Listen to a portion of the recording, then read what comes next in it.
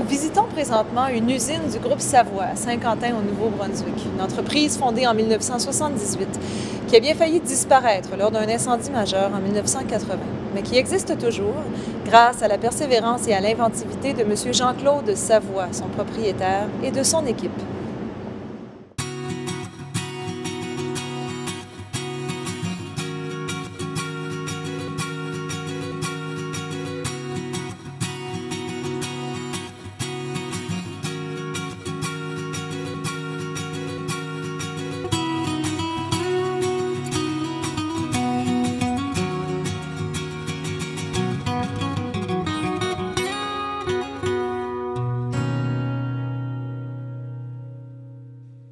Ce visionnaire est une référence dans le monde des affaires. Son entreprise est sans contredit le fer de lance dans l'industrie du bois. Voici le président du conseil d'administration du groupe Savoie, M. Jean-Claude Savoie. Bonsoir. Bonsoir. Vous êtes de Saint-Quentin, M. Savoie. Depuis toujours. Vous y habitez, votre entreprise est dans le village même. Oui. Est-ce qu'on peut dire que vous êtes le principal employeur du village? Oui, oui, sûrement. Là. Ça veut dire que vous êtes dans la vie de votre village, oui, sous plusieurs formes. C'est une fierté énorme pour lui. Puis Jean-Claude étant un individu de personne, a toujours été... c'était de faire la différence dans sa communauté, ce qui a fait grandement. C'est quelqu'un, c'est sûr, de très sensible. Peut-être qu'il ne va pas le montrer parce qu'il est quand même réservé, beaucoup. Puis encore là, c'est des choses peut-être que les gens qui le connaissent pas beaucoup savent pas.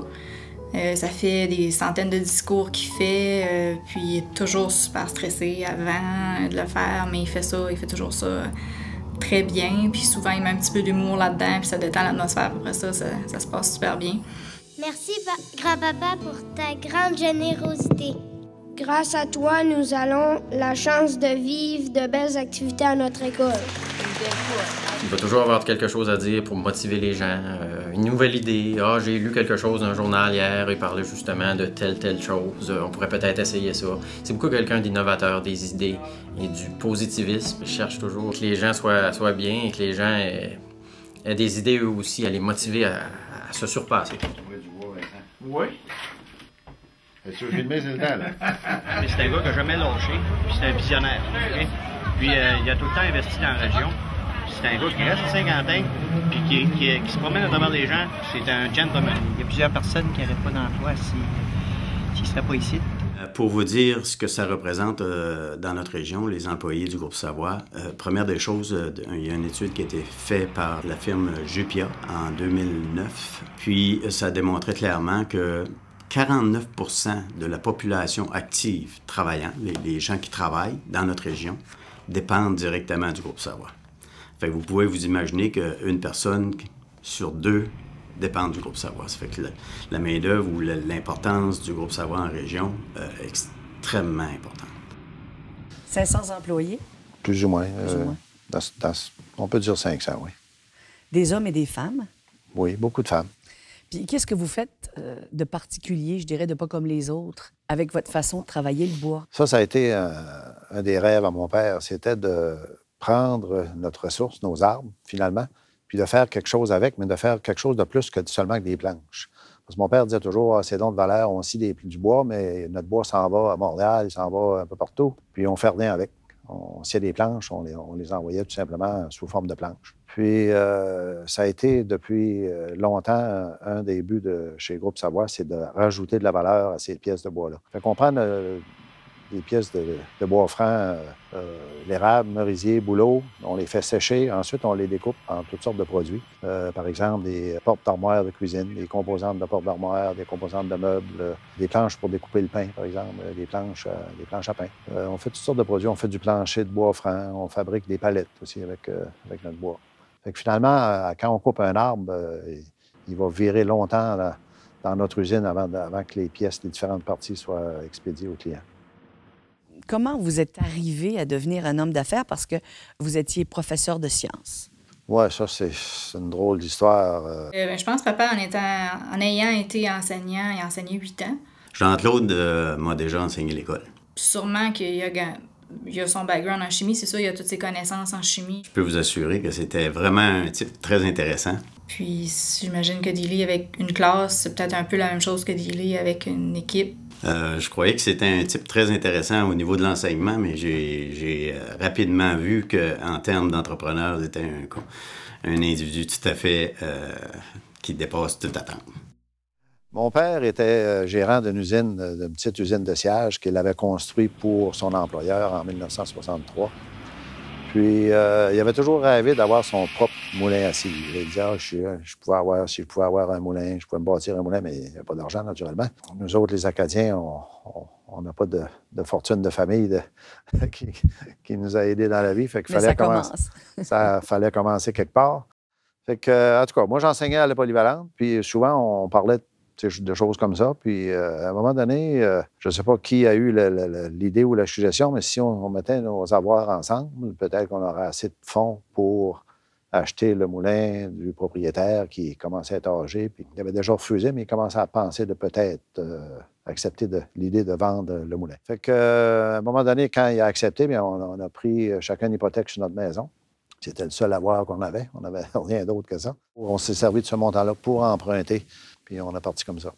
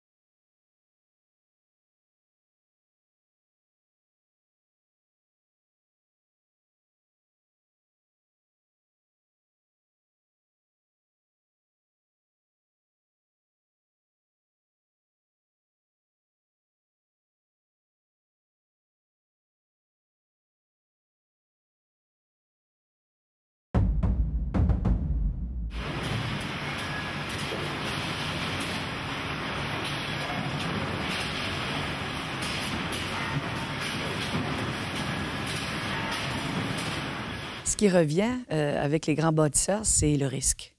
Vous avez risqué, et là, vous avez tout risqué. On a acheté un billet. Un billet de loterie. Un gratteux, oui. Ça a fallu gratter des fonds de tiroir, c'est sûr.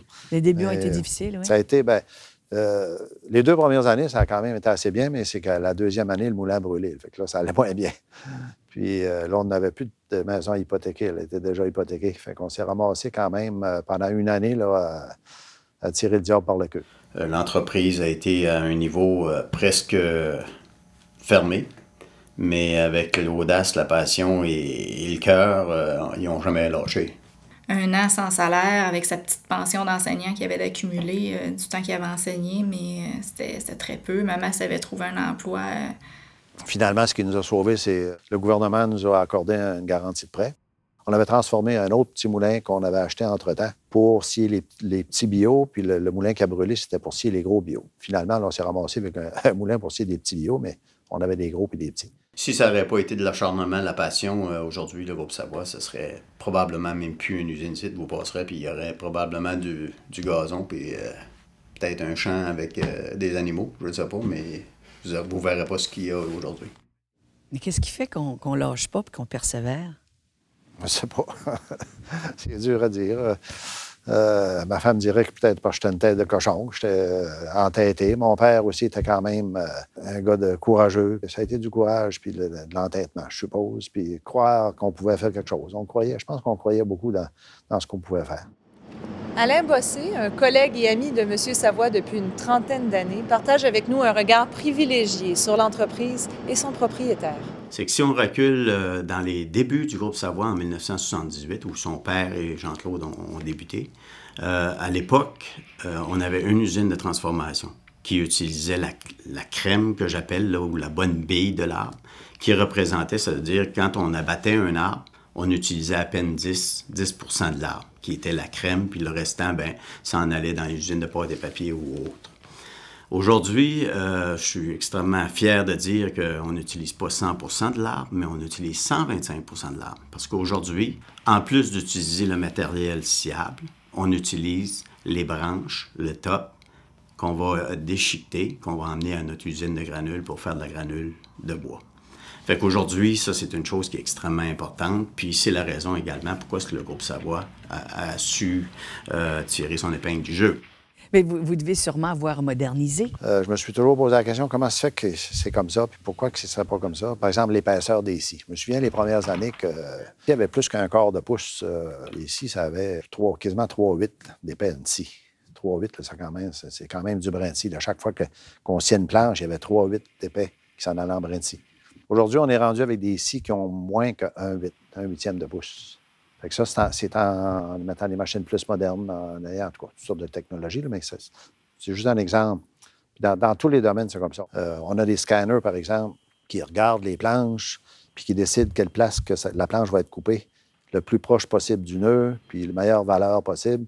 Aujourd'hui, c'est des ordinateurs qui font ça. Anciennement, c'était des personnes qui regardaient la planche. Bon, je vais la couper là, puis je vais la couper là, puis ça va faire à peu près ça. À peu près, là, c'est pas trop rentable. Il faut que ça soit précis. Fait qu'on a beaucoup de technologies nouvelles. On a je ne sais pas combien d'ordinateurs dans ces usines-là aujourd'hui. C'est incroyable. C'est quand mon père est décédé, il n'avait pas d'ordinateur. Il en avait peut-être un dans le bureau, puis je ne suis pas sûr même. Mais aujourd'hui, il y a des ordinateurs. Après, chaque machine a un ordinateur. Tout ça fait que ça nous permet d'être compétitifs dans ces marchés mondiaux-là. Aujourd'hui, les usines de sciage, c'est plus les usines qu'il y a 40 ans. Avec des ordinateurs, puis des systèmes, puis des gens éduqués, des gens qui ont la connaissance nécessaire à ce niveau-là. Parce qu'il y a la moitié de nos amis là, qui ne sont plus là. C'est la moitié de l'industrie frontière qui est disparue au Nouveau-Brunswick. Avez-vous pensé que le groupe Savoie aurait pu ça aurait pu arriver. Disparaître? On a graffiné, puis on a pris des mesures, serrer la ceinture, rajouter des trous à la ceinture. On a fait toutes sortes de choses pour essayer de rester compétitif, rester la tête hors de l'eau, parce qu'on voyait chaque côté de nous autres, ça tombait. Et qu'est-ce que vous faites ce temps-là? Est-ce que vous faites une réunion avec le personnel pour le... Oh, mon Dieu, on a fait beaucoup. Des réunions, on engage même des consultants pour venir nous aider à voir des choses qu'on ne voit pas. Il y a mille et une choses qu'il faut faire. Puis est-ce que vous vous dites c'est le tout pour le tout? C'est sûr qu'avec les années, on prend de l'expérience, puis on voit quand même mieux les possibilités, où on peut, la direction qu'il faut prendre pour passer à travers. Fait que c'est peut-être un moins grand risque que le tout début, là. Mais il reste quand même que le risque est là chaque jour. Là. Ceux qui sont disparus, c'est pas parce qu'ils étaient moins intelligents, il est arrivé quelque chose. Soit qu'ils n'ont peut-être pas modernisé assez vite, ils n'ont peut-être pas réinvesti assez au fur et à mesure, toutes sortes de raisons, mais ça peut arriver à tout le monde. Hein. Puis les employés? Les employés se retrouveraient du jour au lendemain sans emploi? Bien, c'est ça. C'est un poids aussi. C'est quelque chose qu'on pense. Il y a 500 personnes qui dépendent de ce qui se passe à l'usine. Il faut y voir.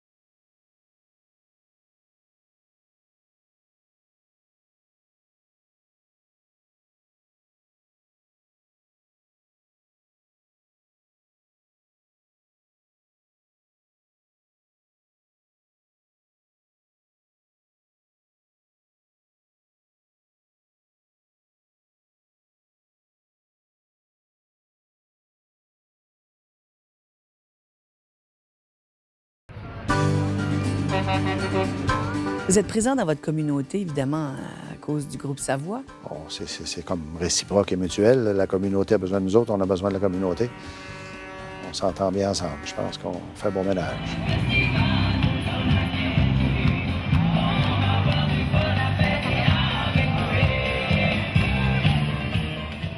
Il y a le Festival Western. Vous êtes un partenaire du festival, parce que le Festival Western... Ça va faire 30 ans l'année prochaine, puis si Dieu le veut, là, on va être commanditaire majeur pour la 30e année.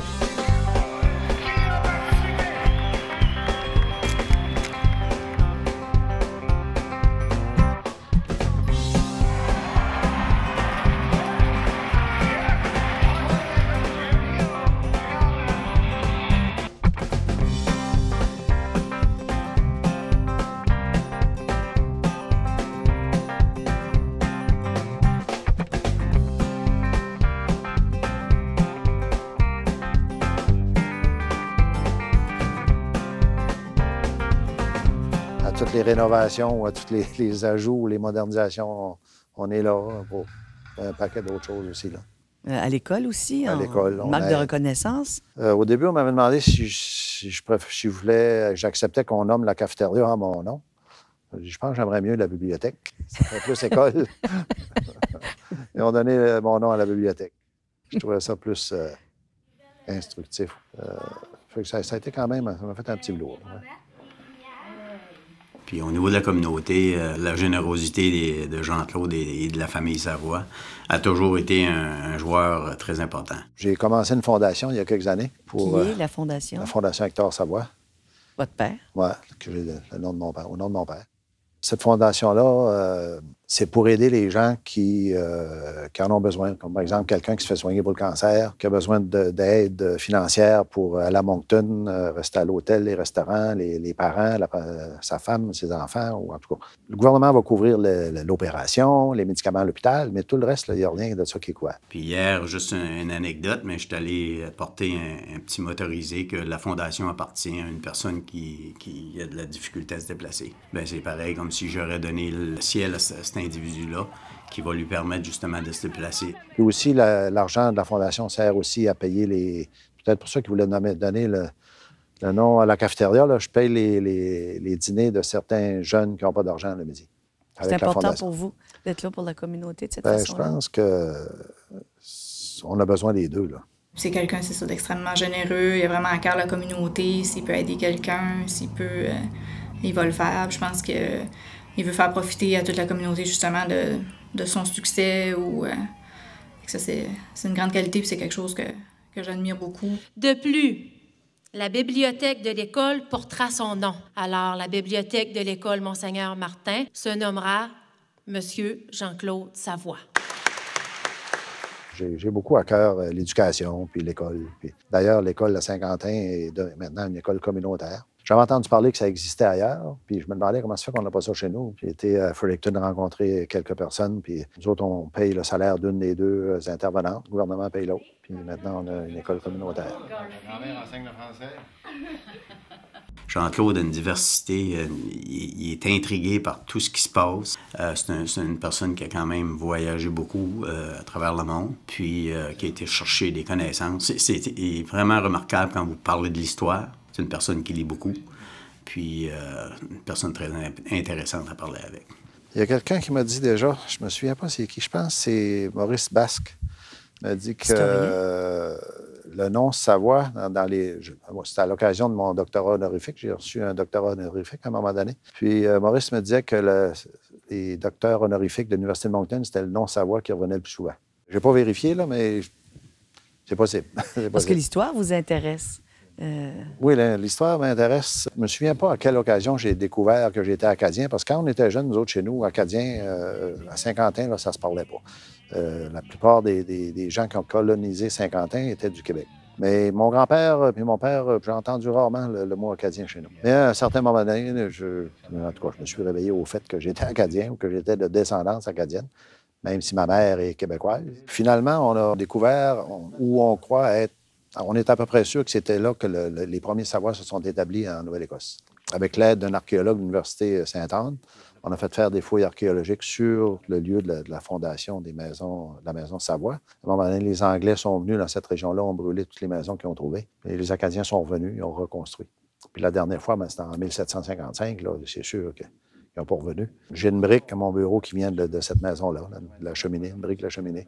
Quand je te disais que c'était un gars de projet, là, ben si tu vas à la pêche, ça va être intense. Si tu vas à la chasse, ça va être intense. Si tu vas, c'est toujours intense, dans le sens que c'est dans sa nature. Il l'avait ce côté-là. Il aimait vraiment nous amener, essayer de nous faire découvrir ses passions. On peut dire ça comme ça.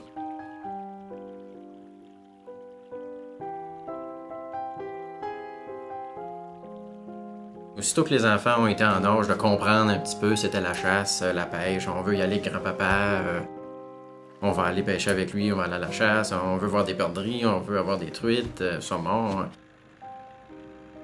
Mais je sais qu'il a toujours aimé ça. Même quand on était petit, il allait à la pêche souvent. Peut-être pas dans ces places-là. Dans ce temps-là, il y avait peut-être moins les moyens. Mais il allait à la pêche à la truite ou il allait... Je sais qu'il adore ça, là.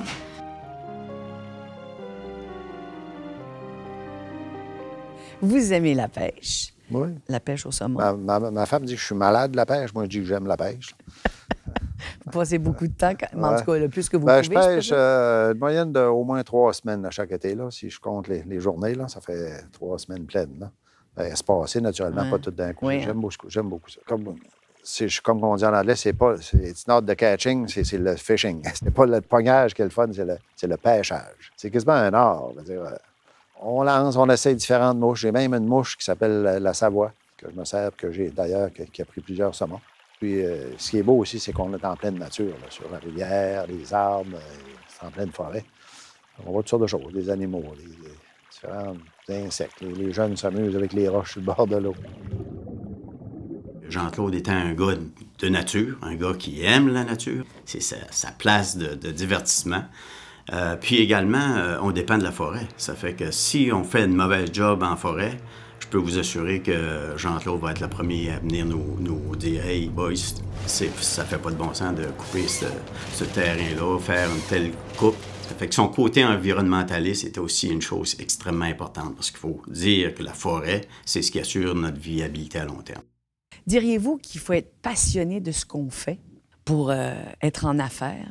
Ah ben oui. Si on y va du reculon, là, on ne voit pas ce qu'on va. Il faut aller de l'avant, puis il faut foncer. Puis si on frappe une porte fermée, on essaie de l'ouvrir. Si on ne veut pas l'ouvrir, on fait le tour. On passe par-dessus, on passe à côté. Mais oui, il faut... Jamais lâcher. Il faut toujours aller de l'avant. Il ne faut jamais dire non. Si tu ne sais pas, tu dis « je ne le sais pas ». Mais attendez un petit peu, on va vérifier, puis on va vous amener une réponse. C'est comme ça, d'ailleurs, qu'on fabrique des palettes. Il y a quelqu'un chez McCain, à un moment donné, qui m'a demandé si je pouvais lui faire une commande de palettes. On n'avait jamais fait de palettes de notre vie. On n'avait pas d'équipement, on n'avait rien. Mais j'ai dit, attends un peu, je ne sais pas, là, on va voir. Puis 2 semaines après, on fabriquait des palettes. C'est comme ça qu'on a commencé. Aujourd'hui, on en fait plus qu'1 million par année. Puis une de vos grandes qualités, c'est la persévérance. Avez-vous déjà eu à convaincre, justement, à l'embosser, votre bras droit, ou les gens autour qui travaillent avec vous, de continuer de pas... Ouais. On va bien ensemble parce qu'on n'a pas le même caractère. Alain est plus du côté prudent. Moi, je suis plus du côté allons-y, puis on regardera après. Fait que ça aide aussi, là, des fois, à se cogner le nez moins fort. Je pense qu'on se complète bien de cette façon-là. Là, ouais. Dans une équipe, ça prend tous les genres. Les idées manquent pas. On a beaucoup de projets. Puis un des projets qui fascine encore Jean-Claude un jour, ce serait de produire du diesel à partir du bois.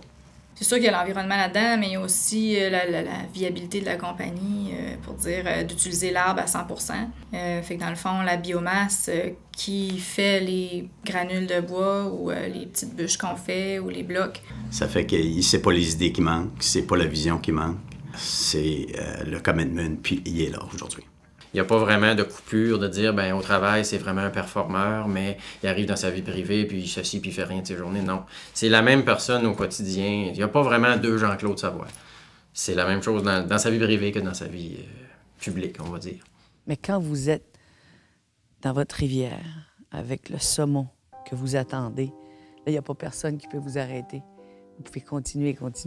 Il y a juste le guide qui va me dire, ben là, il faut s'en aller, là, il est l'heure de partir. C'est à peu près le seul temps que je m'en vais. S'il ne parle pas, je continue.